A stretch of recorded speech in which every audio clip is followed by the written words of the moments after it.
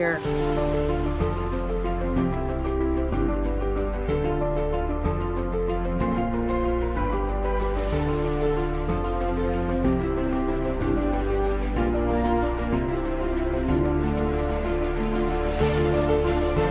See, today they go after you if you're investigating. Yeah.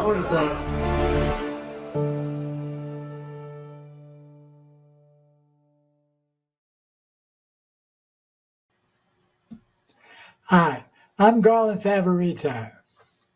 And I'm Tamara Favorito, and we're with Voter GA, which is Voters Organized for Trusted Election Results in Georgia. And we've been leading the election integrity movement here in Georgia for now about 19 years. We're a nonprofit, or nonpartisan nonprofit, and we are advocating for better election security and transparency here in Georgia. And we are working hard to make sure that happens. We are very, very honored and pleased to be guest hosting Tina's show today. And what we're going to talk to you about is why America needs to unplug the Dominion voting machines. Now, we're going to talk a lot about Dominion, but just keep in mind it actually applies to all the voting systems that are out there because they're all based on the same system. So if you want to pull up the slides, we'll get started. Yeah, and as Tamara says, we're here today for Tina Peters, and we're here because truth matters.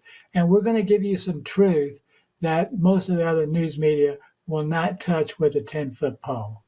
So, Tamara, why don't you tell them what we're going to cover today? Okay.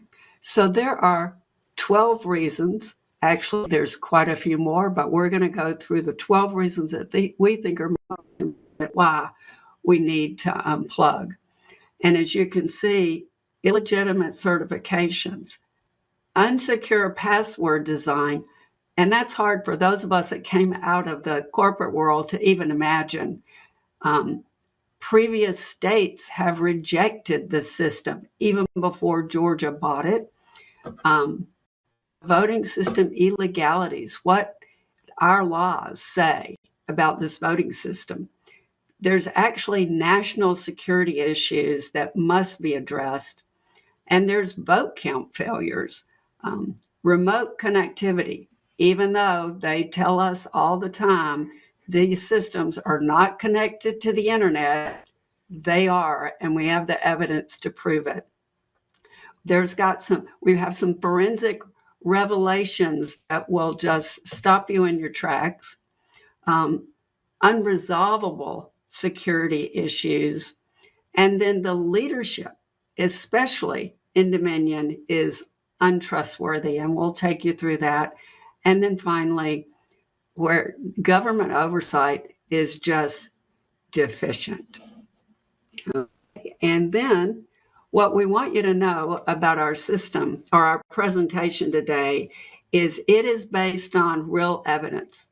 So we're going to talk about court documents from Georgia and from Michigan, forensic reports out of Colorado, much of which is due to Tina Peters and what she was willing to reveal that she's now suffering for, Michigan, Arizona, expert testimony out of Georgia, and then states that have done studies, Texas, Colorado, Tennessee, and finally real life examples, which comes out of Arizona, Georgia, and Michigan. And with that, I'm going to turn it over to Garland to start giving us some of the details.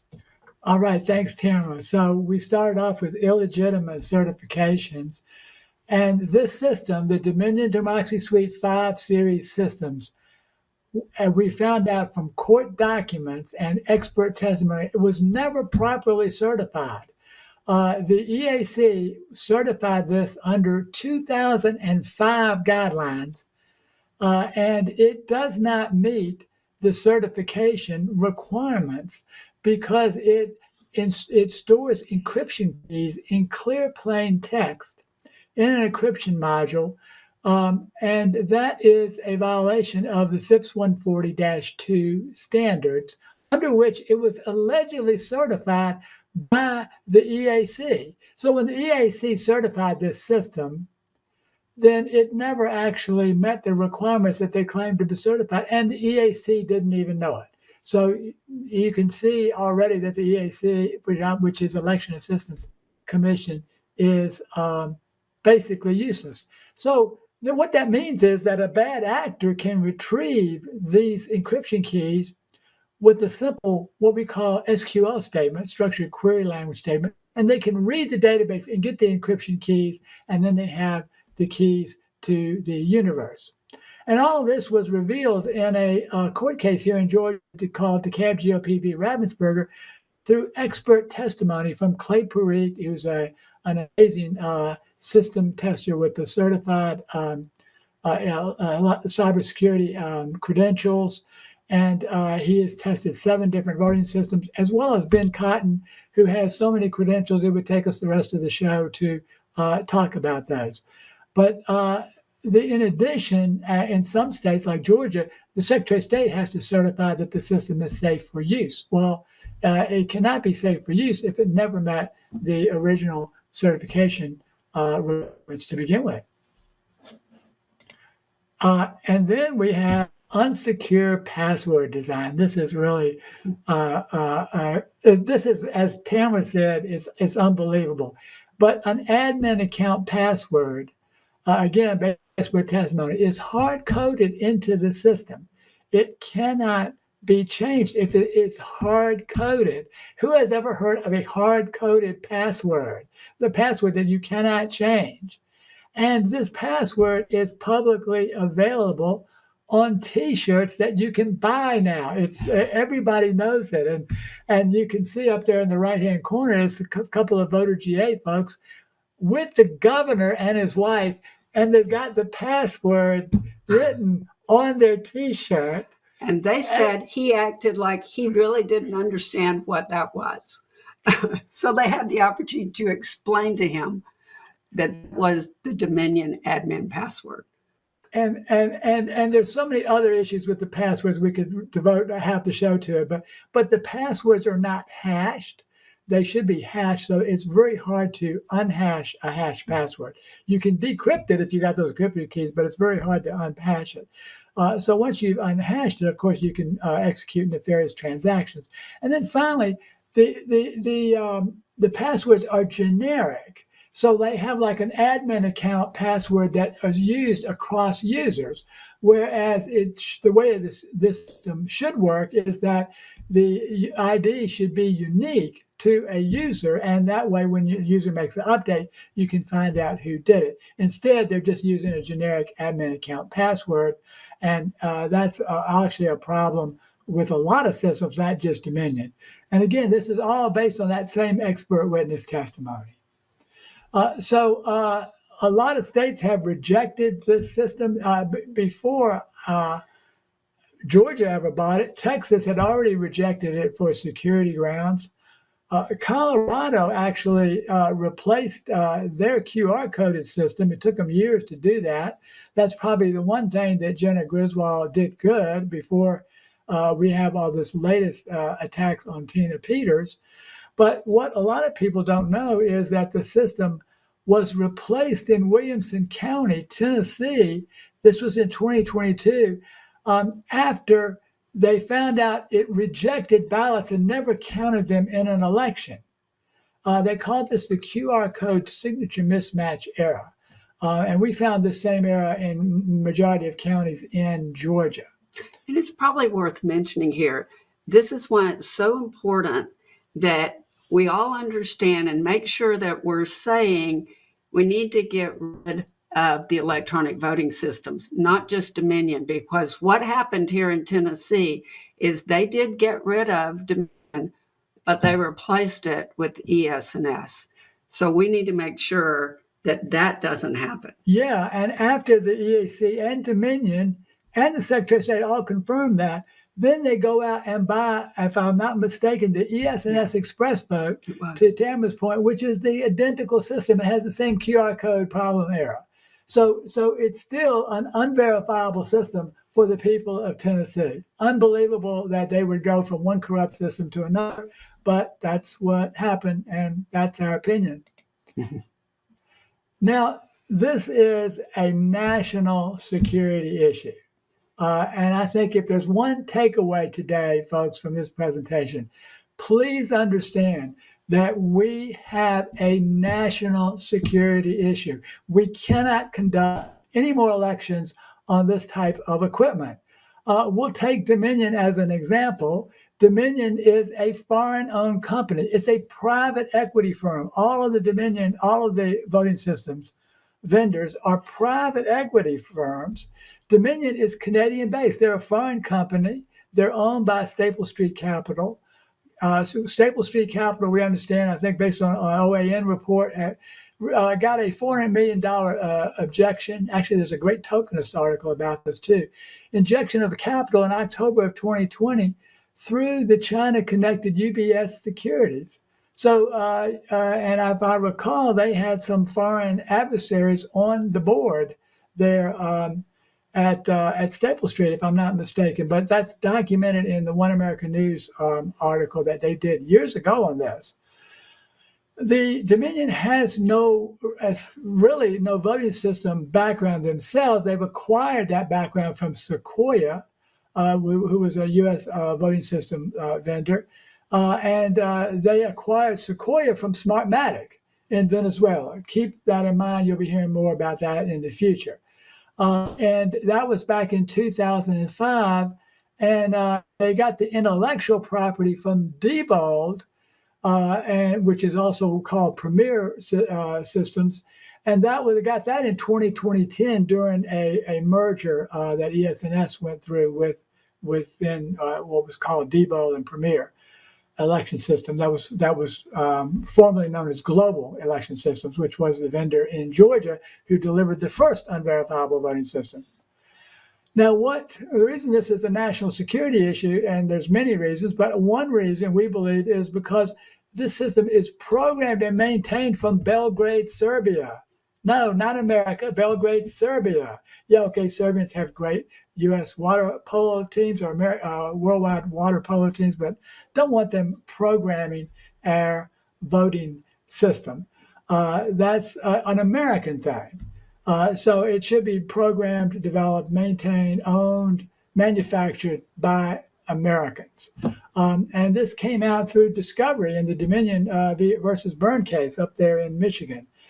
So we've learned that some of the equipment is manufactured in Taiwan, and of course the system, almost all these voting systems run on computers using Chinese chipsets, whether they are HP or Dell. They both have chipsets, and that's not DoD compliant. So if it's not DoD compliant, why are you using it in an election system in America? Because election systems are critical infrastructure, remember, according to CISA. So this is something that we just found out recently, right? And you're not going to believe this one, but when all of the poll workers who sign an oath for when they're in-person tabulator tapes, they sign that oath to not an American law, but a Canadian law.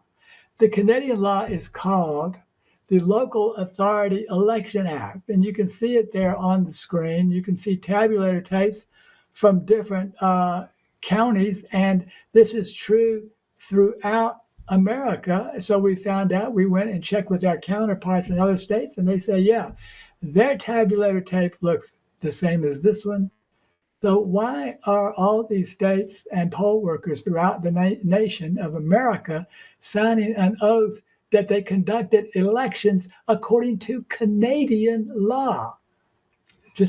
And we found this out from some patriots here in Georgia who were researching the system. So a shout out to them because this is something that really need to be brought to light. Yeah, Ted and Sarah. But moving on to the illegalities, HAVA, has a requirement. It says that the voting system must permit the voter to verify that the votes selected by the voter on the ballot before the ballot is cast and counted. So they've got to be able to verify that. How do they verify it if the votes are in a QR code? Can you read QR codes, I Tamara? cannot read a QR code. And you know what? You couldn't read it even if you had a QR reader because it's proprietary. Right. Yeah. So in U.S. District Court here in Georgia, the United States District Court, and this is important for other for folks around the country, but they found that this system violates Georgia law. Georgia law says you have to print an elector verifiable paper ballot and produce paper ballots that are marked with the elector's choices in a format readable by the elector. And the United States District Court found that the plaintiffs and other voters who wish to vote in person are required to vote on a system that does none of those things. And you were there for our trial in January of this past year. Of last year. Yeah, that was amazing. We actually got a lot of good evidence on the record. The trial ended like February 3rd of last year, and we still do not have a ruling from the judge. So we've got a system that violates both federal and state law, and she appears to be sitting on it. Absolutely. And then another illegality we've got, and this is specific to Georgia, but the Georgia Supreme Court says that any ballot marked by anything but a pen or pencil shall be void and not counted. Well, a ballot marking device doesn't mark a ballot with a pen or a pencil. So why are we using it? And in addition, we have actually hand count laws that the Supreme Court says it should be upheld now. So we've got a major problem here in Georgia, and it's not just us. It's all the other states too, and we're going to get into that in a little bit. As y'all might know, just to give you an update, the Georgia Supreme Court here has banned the QR code. And Georgia General Assembly. Oh, I'm sorry, the Georgia General Assembly. Thank you. That's why I keep Tamara running straight. So, the Georgia General Assembly has banned this QR code, and just this week, Secretary Ravensburger asked the General Assembly for $70 million to make the system comply with the Georgia law that's implemented in July of 2026. And he's already spent $107 million on the system just 5 years ago. So this is an absolute boondoggle and a half, and it's just unbelievable. And the same is true for other states. It's just so expensive. So maybe before we take a break, we want to tell you about some of the vote count failures that have happened across the country. Most people remember that 7,060 votes in Antrim County, Michigan, were flipped from Donald Trump to Joe Biden in 2020, and there was no full hand count ever conducted in any county to make sure there were not other flips that happened. Now, they blame this on a ballot alignment problem, which may or may not have been true. If that was true, then why don't we have other counties audits from them to show that it was just unique to that one situation? Secretary of State Johnson Benson never conducted those audits. They just, that's a whole nother story we could go on, but there should have been hand counts everywhere across Michigan when that happened, literally, and there were no hand counts. The voting system flipped 37 votes from Donald Trump to Joe Biden back in Ware County. We know this from the election results that were published, the hand count results that confirmed it, and then we even got a confirmation from the elections director that was correct. Now, 37 votes doesn't sound like a lot, but that was only out of 1,400 in a small county, which is about a quarter of a percentage point, which was exactly about what Joe Biden won from. He won by that margin statewide.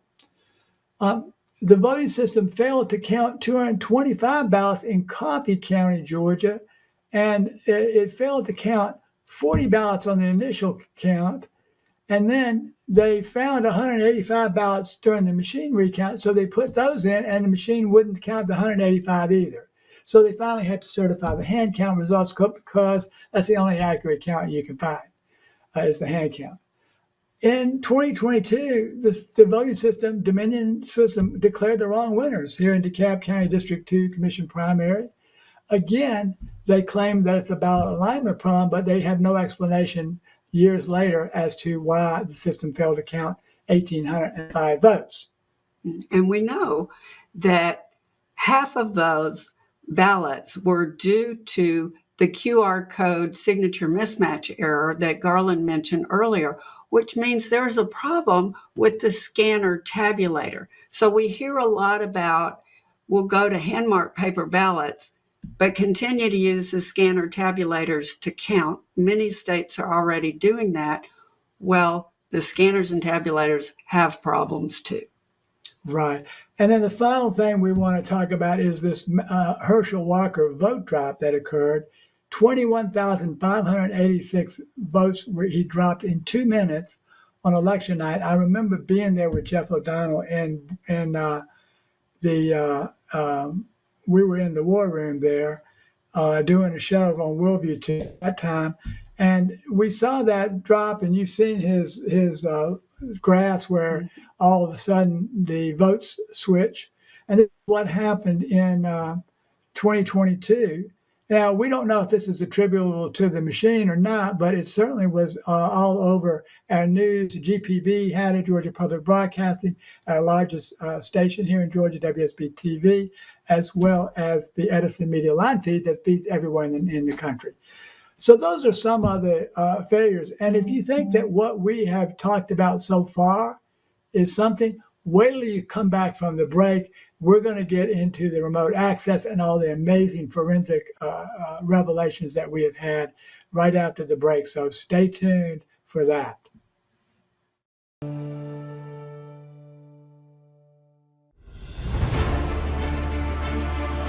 In every thread, in every stitch, Honor-Bound USA weaves the fabric of the American spirit.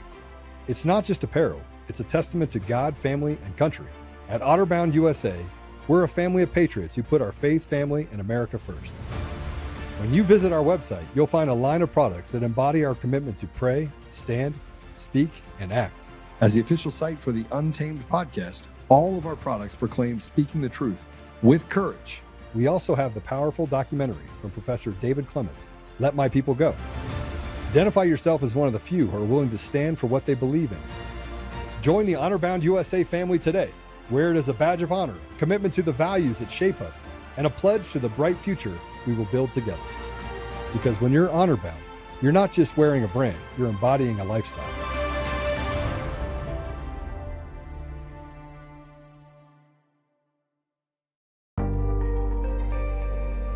Do you want to get profits from the world's most productive oil basin? Bloomberg calls the Permian Basin the world's most important growth engine for oil production. Now there's a way for everyday investors to collect monthly checks from an incredible oil hotspot. It's not a stock, and it's not an ETF. Instead, you can actually own royalty rights on over 380,000 acres of prime oil and gas fields. The best part? 95% of all income from this investment gets paid directly to investors like you. You can simply sit back and collect the royalty checks month after month. You can get started with just $25 through any brokerage account.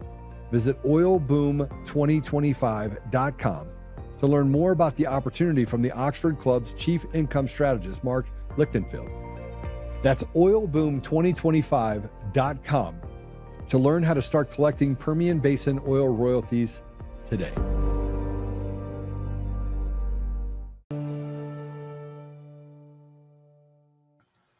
All right. Well, thank you for watching. We are back to tell you some more information about why the Dominion system has to be unplugged in really across America. So let's go into the remote connectivity. Again, this is all based on expert testimony, September 30th, 2024. You can watch it and go to voterj.org, our press release tab, get the press release, and you can get into the hearing there and watch it for yourself. But what we found out through this expert testimony is all the Dominion Democracy Suite voting systems can communicate with each other via a common value that's shared in an X.509 certificate. Now, there's nothing wrong with using an X.509 certificate, but you would expect a voting system vendor to use a different value for each different system. So Georgia's value should be different from Arizona, different from Michigan, different from Colorado, different from Belgrade, Serbia, but they're not. So the Dominion systems can communicate with each other worldwide. That's a bit shocking. That was a shocking revelation. But they tell us that they're not connected to the internet. That's right. They have all told us that, the election officials and the voting system vendors as well. Including the head of Dominion, as I believe we're going to maybe talk about that later.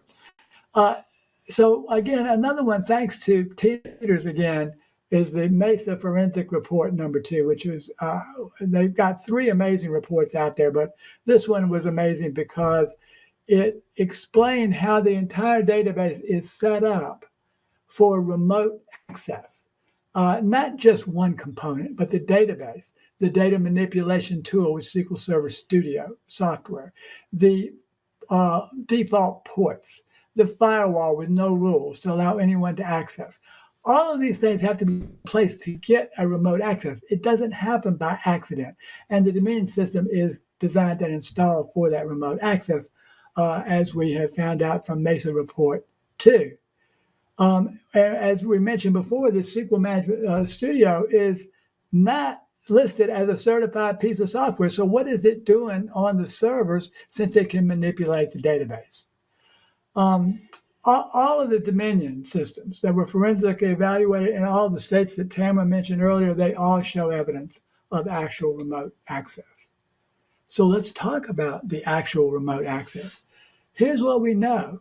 In Coffee County, Georgia, in the 2021 U.S. Senate race, you remember that was between David Perdue and John Ossoff, that Dominion actually accessed that system to correct a ballot rejection problem. How do we know that? Well, we have 3 depositions that our co-founder, Ricardo Davis, was able to get on the record as a plaintiff in that case, in the Curling v. Ravensburger case that Tamara and I were in January, as was Ricardo. We know that the Gwinnett County, Georgia system was accessed by the Serbian programmers during the 2020 election. That county happened not to count 1,642 ballots. It might have something to do with why they were accessing it. But we know that from the emails in the Dominion v. Byrne case that they got through discovery. The Michigan server was also accessed by Serbian programmers and a Chinese national during the 2020 election, according to those same emails. So there is not just theory of remote access. There is actual remote access, and those are not opinions of myself or Tamara. Those are court documents that all prove it. Arizona forensic revelations. Let's talk about some of the things that happened that the Arizona Senate audit found out. A variety of things. For the sake of time, we'll just hit 3 of them. The Maricopa 2020 server had a dual hard drive setup, a dual boot configuration, and the second system operating within the server had non-election data and non-Arizona data on it. Why on earth would that server have had a dual hard drive, dual boot configuration? Unbelievable. They found that 85,000 files were deleted from October 28, 2020 to November 5, 2020. Why would you be deleting 85,000 files during and the lead up and through an election? That doesn't make any sense to me. In addition, the internet server, internet history was found in that server and in the client workstations and even in the adjudication workstations. So why would all those systems be accessing the internet? That's a good question. I know. You've been wanting to know the answer to that, as I have too. Here's what we found in Georgia. In Georgia, for a forensic exam. And again, all these forensic exams are, or at least most of them are unauthorized. This one was not authorized by the Secretary of State. He refuses to allow one. But they found that 3,000 program files were modified on the server after it was installed. That would have negated its certification. And the Secretary of State of Georgia has just blown this completely off. This was testimony, expert witness testimony in court. That server also contained a certified and uncertified compiler. Now, what a compiler does, it allows a programmer to issue instructions to the computer system, and then the computer system compiles that or assembles those instructions into machine code, which it executes. So what that means is a bad actor could use that compiler to create malware on the server, spread it to all the components, and none of it could be detected.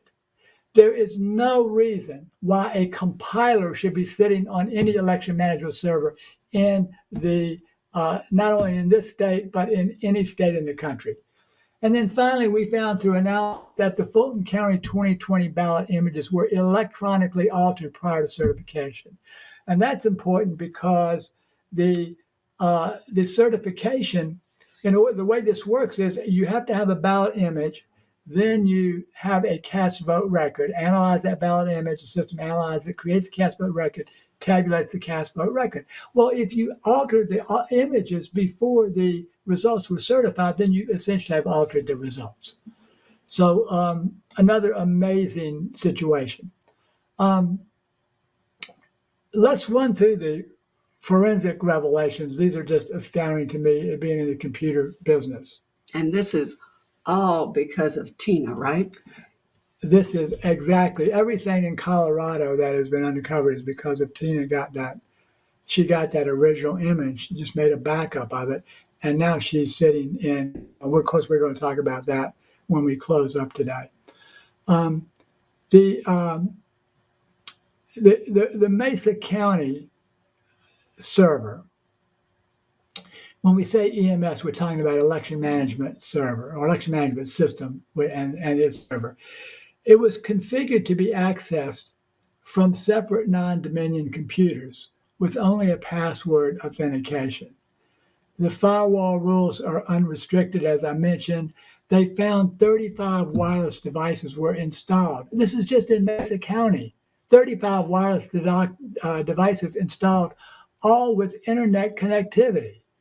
And they also found that a person using a cell phone could wirelessly connect to the network and change the calculated vote totals. How secure is that? Thousands of files were deleted, and thanks to Walter Doherty and Jeff O'Donnell in Mesa 1 and 3, they found that those files were deleted during the upgrade despite federal and state retention laws. Sounds like somebody other than Tina needs to be sitting in jail. I hope that we can get to that point. In Antrim County, get this one. The Antrim County Dominion EMS had internet connectivity with the Ministry of Education in Taiwan. The Antrim County Dominion EMS had internet connectivity with the Ministry of Education in Taiwan and a cloud provider in Germany. And that is based on forensic exam of that and an expert witness affidavit. So how on earth could that happen? We know that at least one Antrim County Dominion ICX was actively used for remote access, again, according to that same affidavit, expert witness.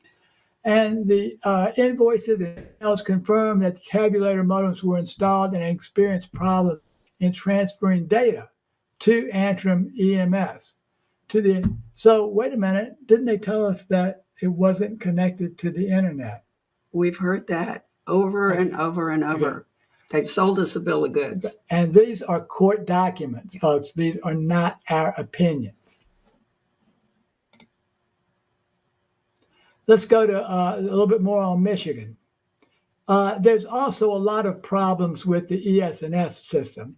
And I think probably for the sake of time, since we're talking to Dominion, we'll skip this one. But just to know that ES&S has the same problems. They have wireless modems on the motherboard, Verizon cellular wireless cards. The tabulators were found to have wireless telet cards for internet connectivity. And the summary tapes all confirm that data was transferred via modems to the Antrim EMS. So ES&S, in fairness to Dominion, ES&S has the same problems. They've told us the same thing, gave us the same goods. So that leaves us to some unresolvable security issues. If we haven't convinced you yet, then we should shortly, because the voting system can be programmed to count differently on election day after a certain number of ballots have been cast, such as in testing. So as a result of that, they can also be programmed to count differently on a different day. One day on election day, count differently during testing.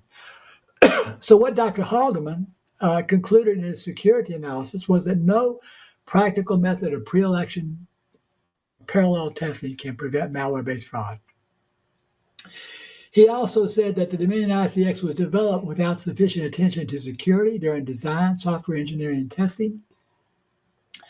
And that, in my view, it would be extremely difficult to retrofit security into a system that was not initially produced with such a process. I think he's saying, Tamara, that it's broke and we can't fix it. Yep. Would that be the layman's terms? I think that's it. Okay. So, as we've kind of alluded to, the leadership of Dominion is not trustworthy. And that's not my opinion. I mean, look at this is Chairman John Poulos is the subject of a Michigan criminal complaint, which claimed he lied to the legislative committee on a bunch of topics, but one of them was remote accessibility, our favorite topic. And then you have the Vice President of Systems and Security, Eric Coomer, who holds the adjudication patent. And we all know this thanks to Joe Altman's sworn affidavit stating that he told Antifa members on a call that don't worry about the election, Trump is not going to win. I made effing sure of it. Now, Joe Coomer denies this. Right. But my question is, well, if it's not true, then why is he no longer with Dominion? Why was his social media post all loaded with anti-Trump garbage and trash, even though he is EPO Systems Security for Dominion? And why did he crash his car under pressure into a building in his hometown of Colorado, if none of this stuff is true? Hey, I'd love to hear the answers to that. So I guess we'll wait and see what he actually says. And then finally, we've got the issue of federal oversight. If you're expecting the federal government to save you, I'm sorry, think again. You remember Chris Krebs, the former CISA chief, saying that the 2020 election was the most secure election in U.S. history. He didn't just say it was secure. He said it was the most secure election in U.S. history. This is one of the greatest lies ever told to the American people, probably in my lifetime. At the same time, just before he was doing that, before he made that statement, the U.S. SolarWinds Orion network monitoring systems had been hacked without CISA knowledge by sunspot and supernova attacks. And that includes the Nuclear Security Administration. Boy, that makes us feel comfortable, doesn't it? Yeah, I feel really secure about that, Chris. It's unbelievable that this guy actually would go. I would not have enough gonads to be able to say that in front of the world, but he did. And again, this came out thanks to Colonel Sean Smith and Jeff Clark's bar trial. Right. So I think we're probably at a breaking point here, and when we come back, we will wrap up. We want to talk a little bit about what the solutions are. Tamara's going to tell you that, and then Tamara's going to give you an update on Tina. Mm-hmm. And so stick around, because she has some new information I think that's going to be important for you to hear. Right. Hi, I'm Joe, Supreme Leader of DCF. What is DCF, you ask? We're the best damn sandwich shop in the universe. Do we sell hoagies? Well, we're DCF, and the F doesn't stand for hoagies. We got 9mm sandwiches, we got beastly baguettes, and we toast buns like no other. Looking for training on bun safety? We got you covered, and our ranges are the best place to test out your new not sandwich. So get your buns out, cause the sun's out, and let's party!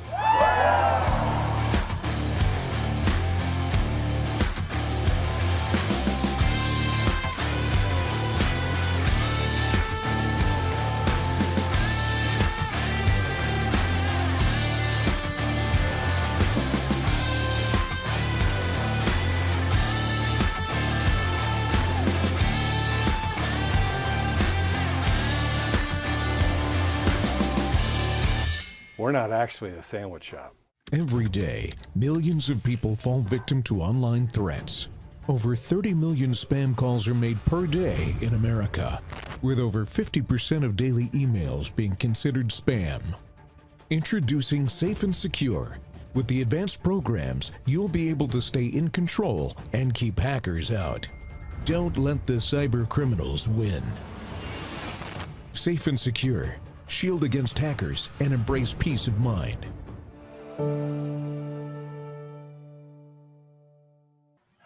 All right, we are back, and before we close out today with talking about Tina, we have a special treat for you that we didn't know for sure if we're going to be able to get this in for the sake of time, but we're going to show you a live demonstration, or at least there was at that time, in court by Clay Parikh, who literally actually hacked an authenticated copy of a Dominion server that was used in the Georgia 2020 election, hacked this in front of the court, and he flipped election results. In this case, it was from Trump to Biden, with 6 lines of code. This is a 2.5-minute clip. We wanted you to see it before you wrapped up, and take a look and tell me and see what you think. Than this. But so what we're going to do, we're going to go down here. We're going to go to the stored procedures, which is where the majority of the work.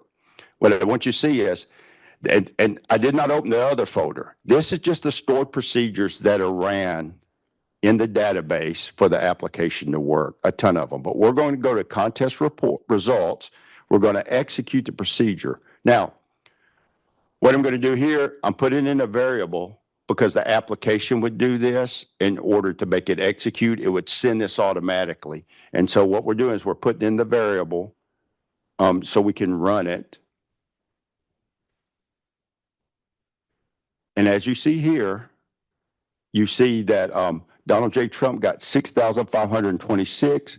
Joe Biden got 1,779. Now I'm going to use snippet because I don't have that great a memory. We're going to cover this up so we got it frozen. And we're going to downsize that. Now I'm going to go back and I'm going to modify the actual stored procedure with just a few lines of code. So we're going to scroll down toward the bottom, all the way to the bottom, right before it goes, and I'll show you when we get to it. I'm going to pause right there. Notice print 4 is add totals finished. So we're going to submit this right before all the totals are calculated. And so what we're going to do, I'm going to put a hard return in there, that's hitting enter. And then I've already got the instructions so to make this quicker and expedite. And so I'm copying these instructions and pasting them in there. And we're going to pause this right here. Notice that choice ID number 2 is getting 1,000 votes taken away, and choice ID number 1 is going to get 1,000. So I'm going to execute it. So now it's functionally stored, and then I'm going to go over here. We see how the totals are. Now we're going to execute this again, and we see that the totals have changed.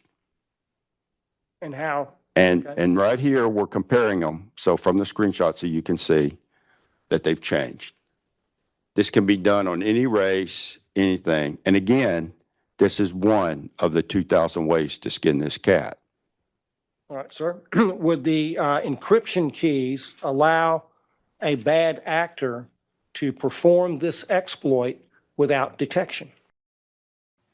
And so what you saw there, I want to repeat it. He was working with an authenticated copy of an election management server that was used in the 2020 election. There was no dispute by the defendants that he was using an authenticated copy of a 2020 server, and he did that. And he explained how easy it was. We've got a lot more we could have showed you, but for the sake of time, but he explained how easy it is. Once you get the encryption keys, you got the keys to the house. But even this, he didn't even need the encryption keys for.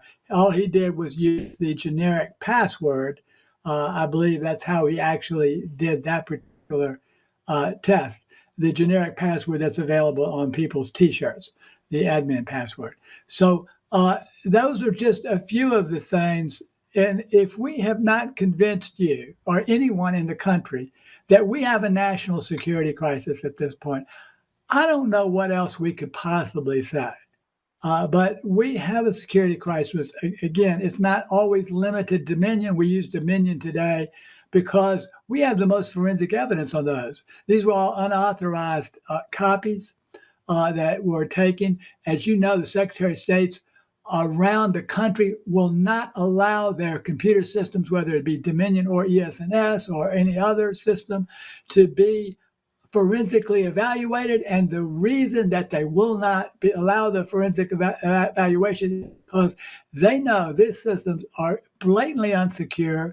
They would never pass, and not even, of course, not a DOD test, but they would never be used in commercial world, given the flaws that they have in the systems if they were performing some other type of application. These type of things, I can tell you as a 40-year computer guy and 20 years in election integrity, these are unacceptable to be used to conduct any election in the country. We have to do something about this. We cannot conduct another election that is as unsecure as the ones that we have seen in the past few years. So that said, I'm going to turn it over to my better half and the better looking one of the bunch, Tamara, and she's got wants to tell us. Tamara, I guess my question is, we've laid out the case for the problems, but what are the solutions? And we have some very definite solutions. And first off, I just want to say we're often asked, why are you still talking about 2020? Well, the important thing is that nothing has changed in these election systems since 2020. So all of those vulnerabilities, with the evidence of those vulnerabilities being exploited in 2020 and in 2022, are still there now. So that's why we keep bringing it up, is to make sure future elections are secure. So the first thing we want to do is make sure that we're ending secretly counted elections that are conducted with secret proprietary software using secretly preserved ballots. And that's what happens when you use scanner tabulators to give you the results, and then you don't see the ballots, the paper ballots, to actually confirm it. But what we can do is go to hand-marked paper ballots. I should say go back to hand-marked paper ballots. That's what we used to do years ago, with publicly recorded hand counts in the precinct.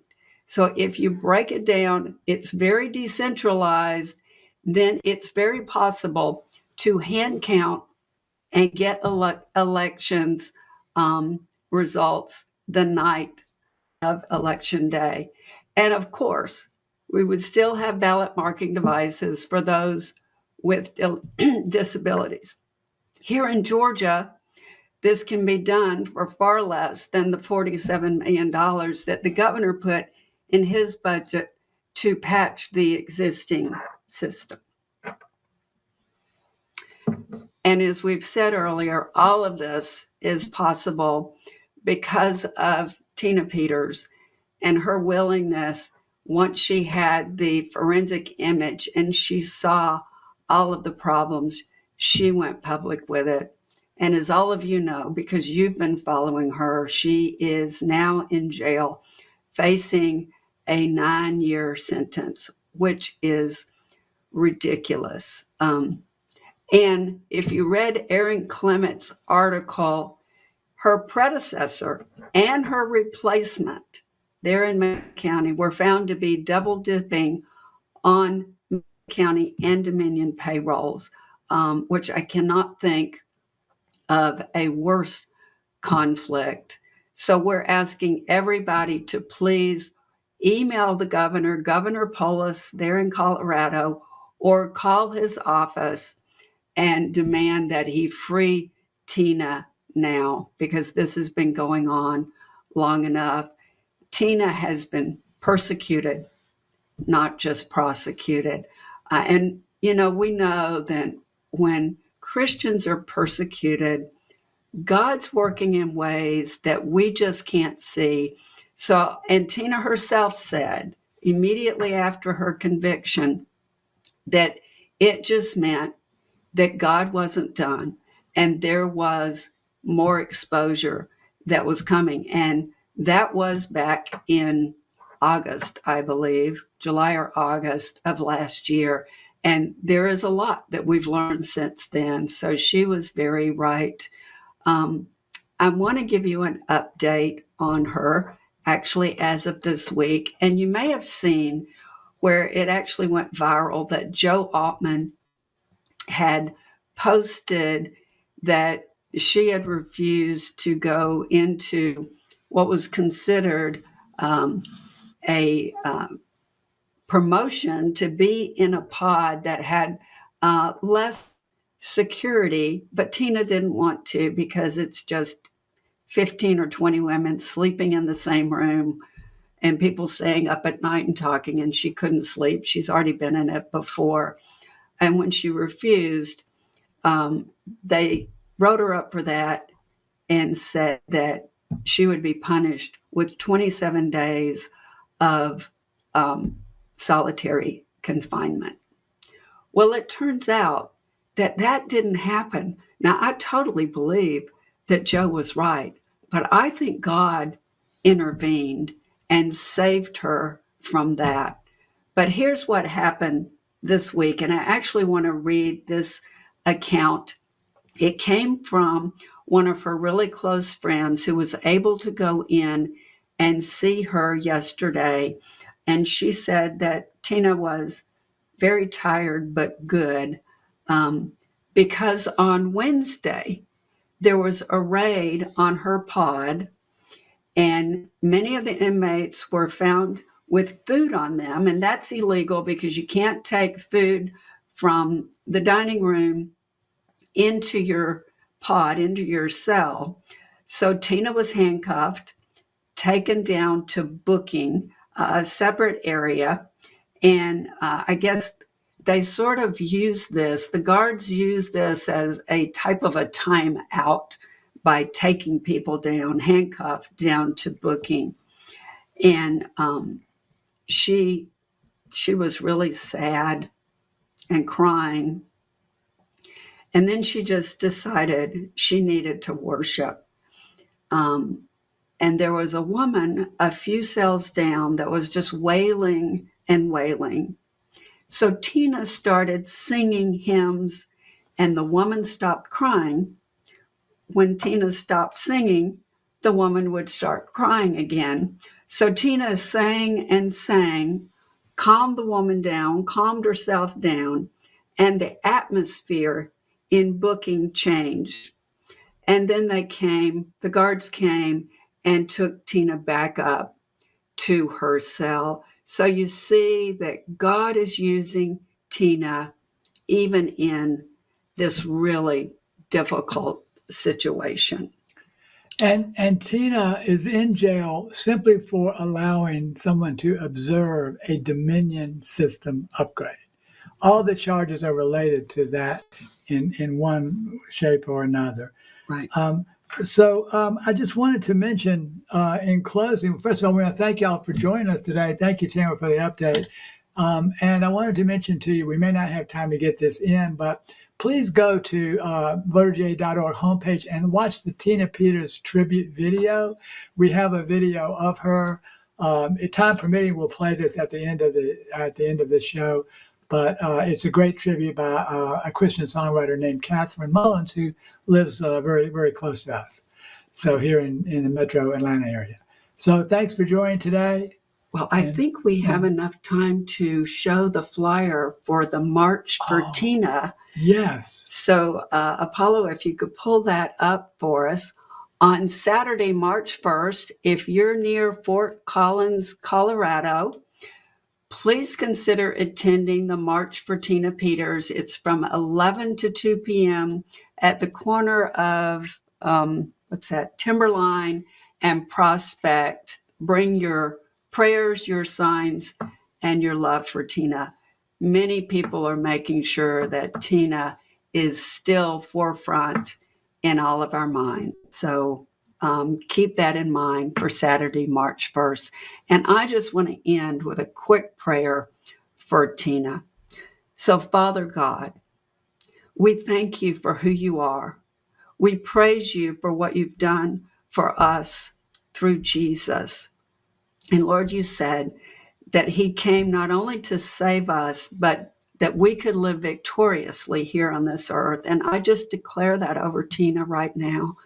Father, surround her with your angels to minister to her and protect her.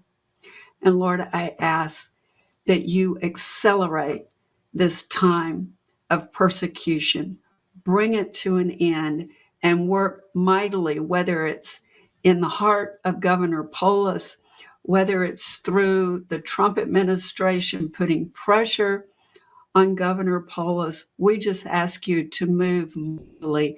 And I thank you that you will receive all the glory for Tina getting out of prison. Thank you, Jesus. Amen. Thank you so much for joining us today. And remember to keep Tina in your prayers all the time. Hi, Tina Peters here.